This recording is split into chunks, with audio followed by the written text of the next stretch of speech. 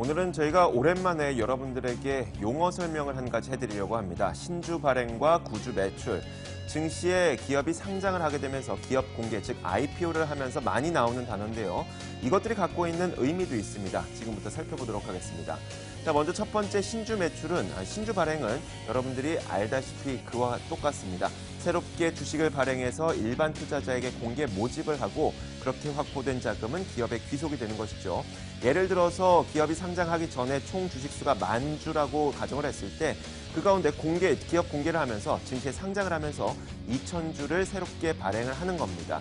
그래서 2,000주를 일반 투자자들의 공개 모집을 통해서 자금을 확보하게 되고 그 자금은 기업에 귀속이 됩니다. 그래서 그 자금으로 공장도 짓고 혹은 인력도 채용하고 연구 개발도 하고 여러 가지 빚도 갚고 이렇게 사용을 하게 됩니다. 총 주식수는 12,000주가 되는 것이죠. 자, 이제는 구주 매출입니다.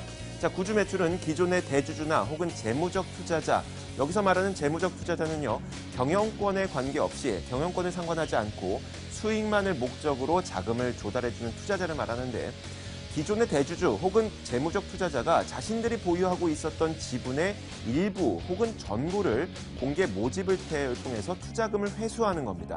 예를 들어서 기존의 대주주가 5,000주를 들고 있다고 가정을 했을 때 기업이 증시에 상장을 하면서 그 가운데 2,000주만 일반 투자자에게 매각을 하게 됩니다. 자, 그러면 이렇게 2,000주를 매각함으로써 발생한 금액은, 그렇게 확보한 자금은 대주주의 주머니로 들어가게 되는 것이죠. 그렇다 보니까 흔히 이런 이야기를 하곤 합니다.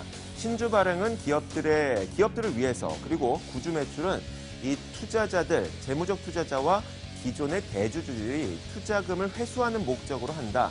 그렇다 보니까 결국 구주 매출을 하는 기업들은 공모가를 산정하는 데 부정적인 영향을 미칠 것이다. 이런 이야기들을 하곤 합니다. 사실이긴 한데요. 국내 한 실증 연구에서는 이것이 사실과 다르다는 이야기를 하고 있기도 합니다. 기존의 대주주 그리고 이 재무적 투자자들은 자신들이 투자금을 회수하기 위해서는 수익률을 극대화할 필요가 있습니다. 그렇기 때문에 투자금 회수 수익률을 극대화하기 위해서 공모가를 높이려는 시도를 계속할 것이라는 거죠.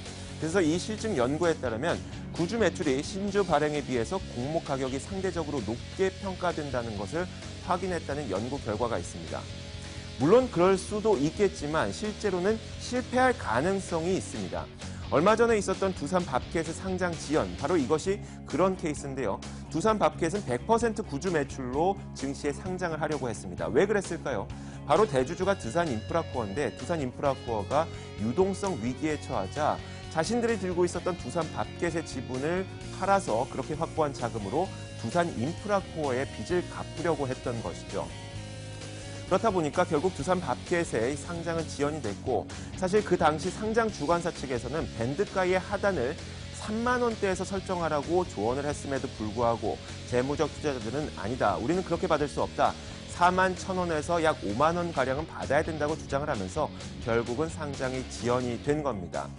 자, 이것이 바로 구주 매출이 갖고 있는 의미인데요. 오늘은 신주 발행과 구주 매출이 갖고 있는 의미와 그리고 정의를 살펴봤습니다. 시장을 읽는 남자였습니다.